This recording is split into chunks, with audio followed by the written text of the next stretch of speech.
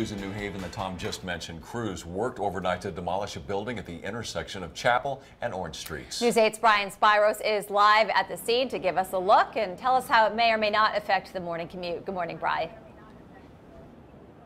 Well, good morning, Allie and Jim. The good news here is that it may not affect the morning commute. Crews have wrapped up here at the scene, and it looks like this portion of Chapel Street may reopen momentarily. I want you to take a look behind me. You can see the rubble that remains where that three-story vacant building once stood. Crews have done their work. They have left the scene. Now all that remains is basically the remnants of everything. Now, the problem first started yesterday afternoon when bricks actually began falling from the vacant building, as did the facade. As the day went on, concerns began to grow as the building really became very unstable and began to deteriorate. Now, anyone who has walked in this area knows that there is a bus stop right next door to this building and a lot of foot traffic. So crews really cordoned off this area and wanted to stabilize the building as best they could, but they really couldn't, and so because of that they had to bring the building down to be safe in this circumstance. The building is completely down. Utility crews here were here earlier shutting off many of the lines that led to that building. So what's the next step in all of this?